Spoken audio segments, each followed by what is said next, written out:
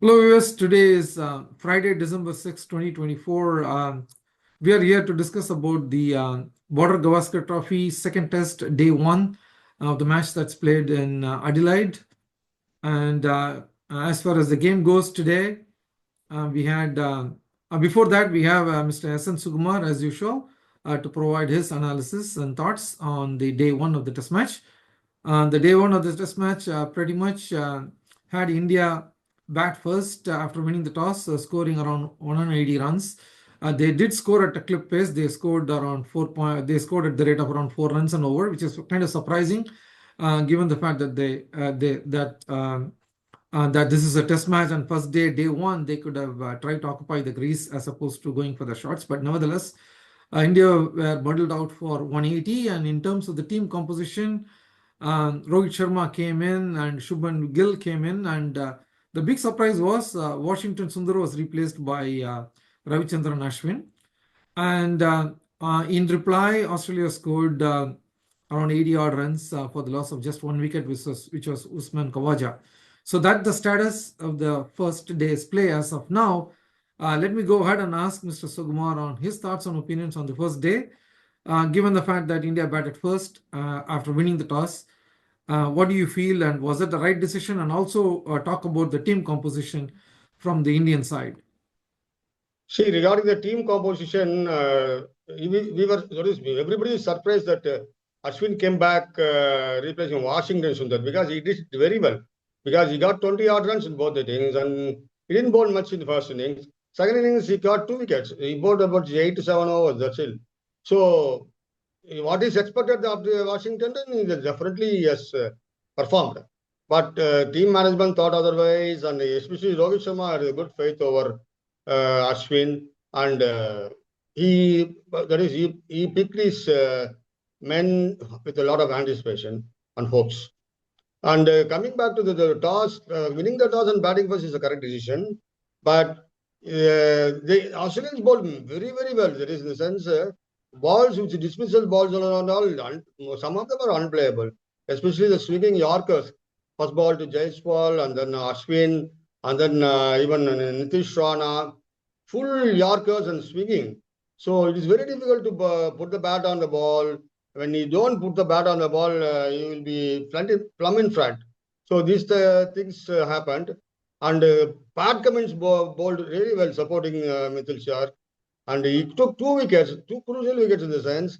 When Rishabh Pant was batting very well, he got a real lifter, and then he just ballooned and gave a catch to third slipper gully. So with these things, Nitish Reddy played very well. Since he was given the signal to attack, and then the reverse scoop for 6 of Boland, and then Mitchell Starc was driven for 6 over extra cover, and then one more pull shot over extra or deep mid wicket. These are the very, very adventurous shots, and he really played very nice innings for the second time in the test series. I mean, he's very good of a youngster, and then he hopes he gets a lot of runs coming there, because if he given the freedom, I think he can definitely play much better shots because he has all the shots. That is what I observed. Then later order also, apart from Nitish Kumar Reddy, nobody had survived. But Ashish bowlers has been given a lot of credit because they were very, very relentless, bowling the corridor line and with the bounce, and then there's no room at all for them to put the bat on and slash the arm. So with these conditions, having played 44 overs, I think India did reasonably well to get a 180. Otherwise, if you go to block, you might not get even 130, we would have squandered. So you think that being a little bit aggressive is better, scoring at over 4 runs and over on a test match is better than trying to just graft your way and score close to 250, 260? Suresh, grafting continuously for a long time doesn't serve anybody. Team does not get anything there. Only bowlers get right on top. So you'll have to be very selective. Loose balls has to be scored. Otherwise, you will never get loose balls in the international cricket, especially from top 3 bowlers. They were very, very, very relentless, machine-like bowling. Starc in the 3 spells, first ball, every spell he got wickets. So that is a venom Starc has created. That too, the ball will never wear or tear because of the paint they make on the lacquer, so that the wear and tear will be very, very, very minimum. So in these conditions, really Starc bowled well and supported very well by Poland and Pat Cummins for two wickets each. 180, okay, but if you get India could get early wickets in the morning, then things will even out. But they even played the second, third session very well. After getting all out by T, India did could have got minimum 3 wickets. But we dropped, there is Gavaskar, sorry, McSweeney, by McKesson. McKesson. McKesson. McKessie, McKesson. Dropped by wicket keeper, that is Rishabh Pant, that was going straight to first clip. He could not have reached because it's very wide of him. He just put his hand, he got the thumb in, and even Rohit Sharma did not have the time to react to the rebound. So in these conditions, they played Australia played 33 overs. Then top 2 bowlers bowled 21. Siraj bowled really well, but he couldn't penetrate the top order batter. And So before going into Australian batting, Hmm. if you look at the bowling unit, I personally felt like typically the Australian bowlers, they were a little bit more disciplined than what they had shown yesterday. By discipline, what I mean is they will not give very easy runs. The very fact that Boland was little expensive and Marsh was also quite expensive, and they allowed people to take boundaries. Generally, in a wicket like Adelaide and it's a pink ball test, right? They always bowl on the corridor, on or about off stump, outside the off stump. And not only you have the swing, but you also have the seam movement in the pink ball when it pitches. It does have a very significant movement, especially if it lands on the seam. So I thought that they gave a lot of room to drive, which they don't normally give in a typical Adelaide conditions for a pink ball test. What do you think they wanted to? Did they try to get the LBW on the bowled dismissals? Is that the reason they tried to bowl a little closer? That's the reason they gave a little bit more runs. What do you think? See, every bowler's first spell should be very, very decisive. I think they bowled a bit wide in the sense they were bowling fifth stump. So that made the batter to just put the ball into the gaps, and then they were comfortably rotating the strike and getting boundaries. When this pressure goes up, everybody bowler will try to change the line, and the batsman also will try to rotate the strike. In that process, runs leaks and catch which Rishabh Pant dropped was very costly. That is what I feel for the first day. Okay. So looking at the Australian batting, I personally felt like let's take the case of McKesson, right? McKesson, it looks like probably has played close to 5,000, 6,000 balls in the last 5, 6 days on the nets because even though he played and missed quite a few balls, it looked as though that his defense was quite compact and he had done some adjustments. And it looks, to me, this is somebody who has really gone back to the drawing board and has gone to the nets, toiled hard at the nets, and he must have played so many balls so that he's getting that kind of confidence to hit the ball on his bat rather than, leaving the ball and not actually not knowing exactly whether it's coming in or going out. He had that problem on the first test, right? He was not able to read Bumrah and Siraj.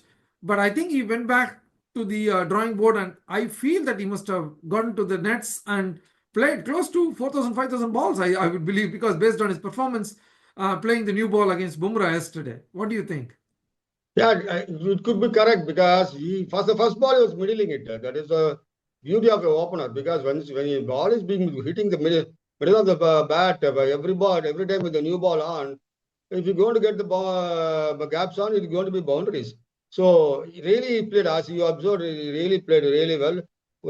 Consumed more about 60 balls would have played. And then even Labuschagne some technical issue to start with. He coped really well and then negotiated the Bumrah and Siraj company. Harshit Rana and other bowlers did not trouble much. That is what I felt. coming back to Labuschagne, I personally felt he has made some slightly minor adjustments in his stance. Because if you look at the first test and now, it looks as though that Labuschagne is covering his off stump a lot better in this innings. And yes, based on what I saw, I thought he has changed his stance slightly so that he has come closer towards the off stump. He is covering more or less when he stands. He's covering now 2.5 stumps already when he's taking his stance. I think there is a slight adjustment that he has made. It looks as though. What do you think? Your observation is very correct because he had 2 to 3 boundaries on the leg side, the square leg and fine leg and all. Only if you are on the off stump, you can play there. When you are on the leg stump, it's very difficult because ball will jam at you. When you are on the off or middle stump, you can always have the freedom to just rotate the wrist and then you can play into the square leg and fine leg regions. I think your observation is very good. Moreover, if he's going to stay long, he's a grinder. So I think Indian's point of view, we should get him early in the morning. Yeah. So now let's look at the way the wicket behaved. And as we discussed, the challenge in a pink ball test is largely due to the fact not only the pink ball swings a lot, but it also has quite a bit of seam movement once it hits the seam. A lot of people think that playing swing bowling is difficult, but people don't recognize that playing a good seam bowler and after the seam movement is going to be a lot difficult than even a swing, because you can always counter swing by staying up, and then counter that swing. But when it hits the seam and there is a good movement of the seam, it's very difficult to play. So what do you think based on your experience? You have seen so many matches, you have played so many matches. Yeah, swing you can actually judge a bit early. In the sense, you can read the wrist of the bowler and then you can judge. But seam movement, we don't know. Even bowler will not know whether he's going to hit the seam or what. Exactly. He hit the seam and then just he's going to generate. But pink ball generates a lot of speed of the wicket. So the batter will have very, very little reaction time. So very, very difficult to play those balls. That is what I observe. No. There is nothing to complain the Indian top order when he gets such balls. Yeah. So I think we are from a day one perspective. In my view, I think that the day one ended with a slight advantage for the Australians. I say only slight because on day two in the first session, if India can take 2 or 3 quick wickets, then they can come right back into the game because we still have around 95 runs. So Australia has to score those 95 runs and take some sizable lead, because playing the last innings on this wicket on a pink ball match is going to be very tough. So whoever is going to bat fourth, which is obviously Australia, it looks like at this point, they're going to find it very difficult. So what do you think? What do you think things hold for India on day two? What is that they can do to adjust to bowl better on day two? And what are the possibilities for India getting early wickets tomorrow? I think Indian bowlers should bowl up because there will be always movement in the air. All pitches also, we will have a good carry. So we should try that with keeping the mid-off straight, and then with a good slip cord, and you should try that because let them try. Because the Australian bowlers always bowled good Yorkers. Three of our batter got stumped. There's a sense of Yorker. They're going to read the Yorker. That's why Bumrah is capable of that. So he will have a strategy and then he will try to bowl a good first spell tomorrow. Okay. If he's going to bowl the good spells, we will be back in the game. But okay. I think first day honors goes to Australia. Okay, so they have a huge advantage on day one from day one perspective. Yes. Okay. So let's see how things pan out on day two. Thank you very much for your time, Mr. Sukumar. We will come back with another episode regarding day two after the day's play in day two. Okay, thank you very much. We'll come back with another program tomorrow. Thank you. Take care, guys. Thank you. Thanks. Thank you.